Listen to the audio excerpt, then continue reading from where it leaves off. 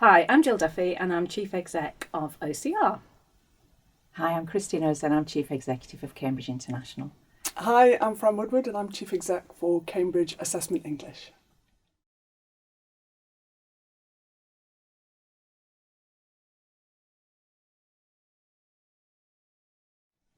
What advice would I give myself if I could go back to when I first started? There's probably a few hairstyles that I would avoid, that's for sure. But probably do something that you love, something that you really enjoy. I think if you're passionate about something, then you're willing to put the effort in, and you'll then progress well.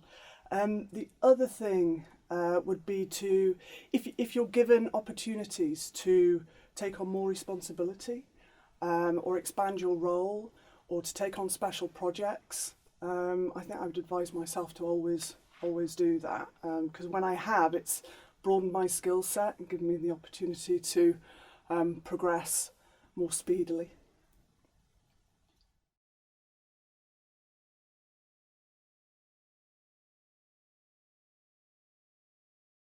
So, who or what has been or had the biggest impact on me? I'd actually say that was probably my dad. And interesting to what you said earlier, Fran, was that my dad always encouraged me to do what I loved and what I was good at, and I think that made a big difference. And I think also when I was making key choices in quite formative stages in my life, he encouraged me to look at a wider picture. I look back now and I see that I could have made quite narrow choices, and he encouraged me to really see a wider world, and I really benefited from that. And my dad was a teacher and deputy head at a local sixth form. He was actually the careers advisor, and I think I got my best careers advice actually from my dad.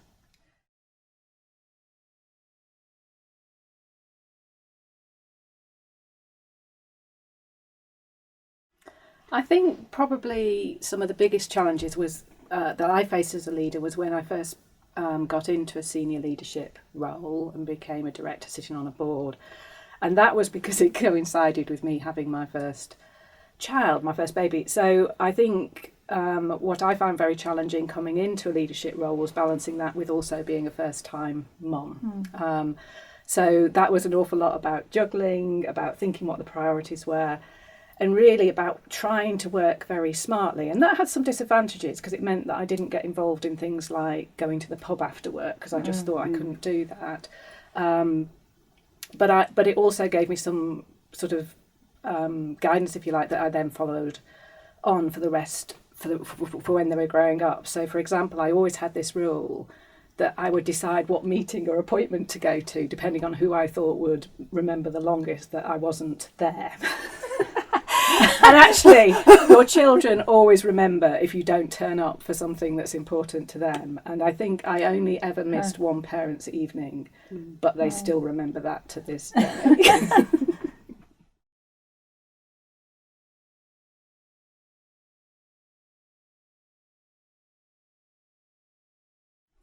I don't know whether there's been a single achievement for me. There's certain things that I'm really proud of. I think the people that I've managed to help develop and see them progress and pursue their career goals and ambitions, the learners that we help achieve their goals and dreams, whether it's progressing to university or getting a great job.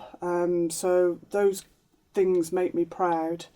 But then if I think of a work-related aspect, probably there are a number of projects that I were involved with introducing vocational education into certain educational systems. And that was really rewarding because it gave a pathway to learners that otherwise wouldn't have had opportunity. Particularly in some countries where academia was seen as the priority, and that's what parents really wanted for their children. And it meant that people who weren't very academic kind of got left behind. And with vocational education, which concentrates more on knowledge, skills and behaviours, it gave people an opportunity to learn in a different way and also show what they could do. So I'm proud of doing that. It's teamwork. I work with a great team, but we did that in Kazakhstan, Malta, Maldives and Brunei. And for me, the greatest career achievement, I mean, like Fran, again, I don't tend to think of sort of one specific thing. I tend to more think about periods through my career, and certainly periods in my career where, as a team or within a department or within a business unit, where you feel you've really come together and you really want the same things and achieve something together. I think those are times where I felt very satisfied within my career.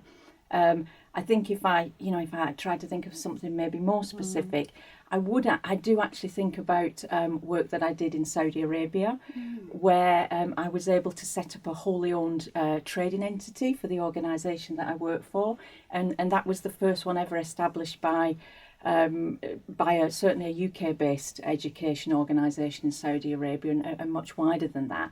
And so I felt fantastic to be able to do that. But really, that was in the context then that we were able, through that entity, to provide educational services. So what it was professional development for maths and science, female teachers in Saudi Arabia. So through that entity, we were able to roll out a multi-year programme of professional development for maths and science teachers in Saudi Arabia. So that sticks with me.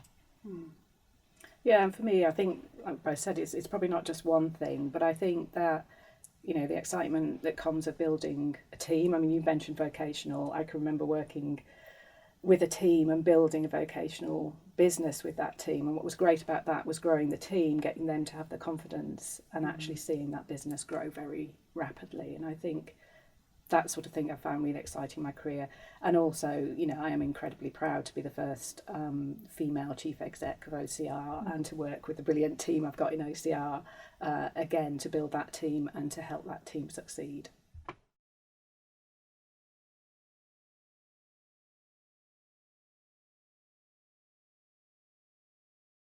So what can we be doing to help create a gender equal world? I think if I think from an individual point of view, I think that we can become more aware about biases and balance and some of the unconscious ones. So I think it's about raising our awareness and calling those things out.